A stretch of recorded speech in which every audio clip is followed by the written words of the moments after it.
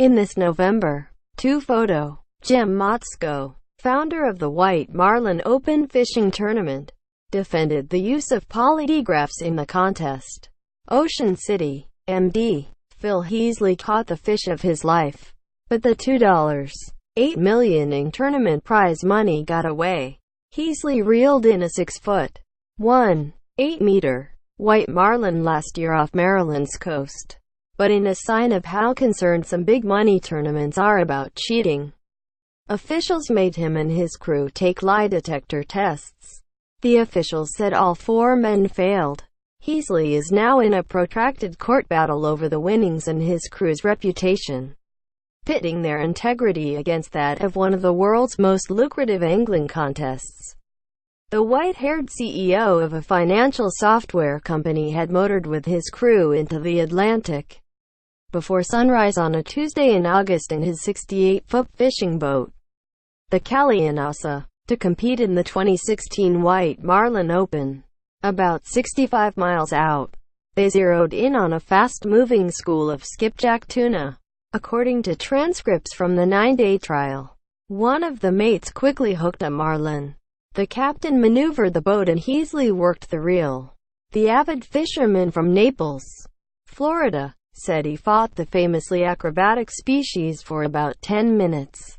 The bluefin fish, whose snout resembles a fencing rapier, was running like mad and leaping to dislodge the hook, hanging from the tournament scale in Ocean City.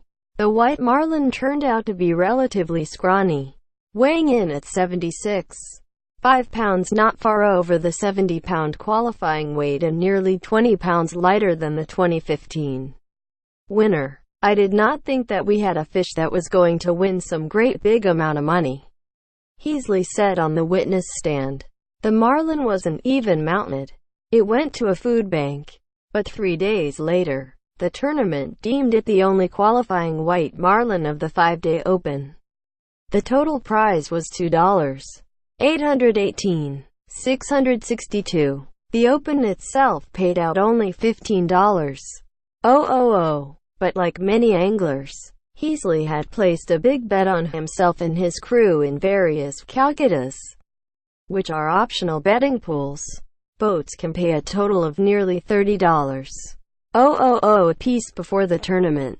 Whoever hooks the heaviest fish in a category and participated in the calcutas takes home the big money. Heasley planned to give half to the crew, a life-changing gift. But there was one more step.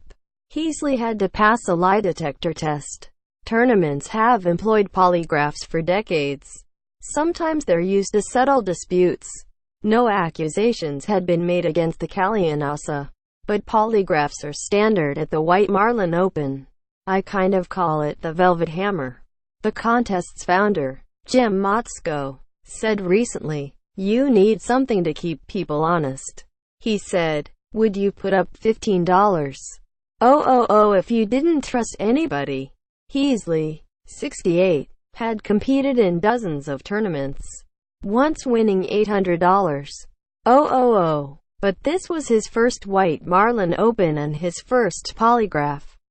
In a hotel conference room, the examiner measured his heartbeat, breathing and perspiration and asked, "Did you commit any tournament violations?"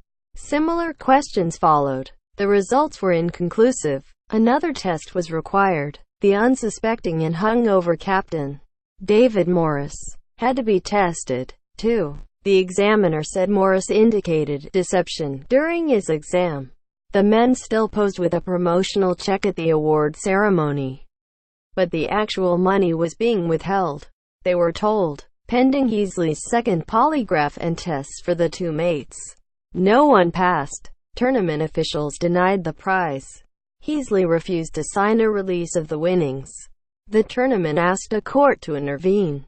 Winners from other fishing categories joined in the litigation, claiming they were entitled to the money.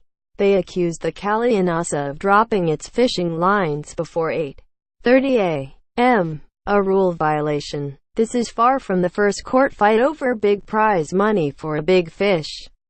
In 2010, a boat crew sued over a $900 prize after catching an 883-pound fish in the Big Rock Blue Marlin tournament. The boat was disqualified because the mate who hooked the marlin lacked a fishing license. The tournament learned of the violation during a polygraph test. The case went to North Carolina Supreme Court before a settlement was reached in 2013. Polygraph issues at the White Marlin Open didn't end with Heasley. Tests for 2 anglers raised concerns this year, but in October, tournament officials determined no rules were violated.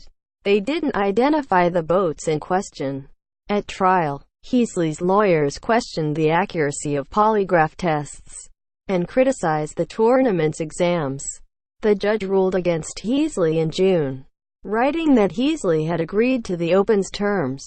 The judge also sided with the other anglers over the Callanasas fishing start time, citing discrepancies among the crew's accounts and other evidence. The case is now on appeal. In a statement to the Associated Press, Heasley said he's fighting for the decency of the sport.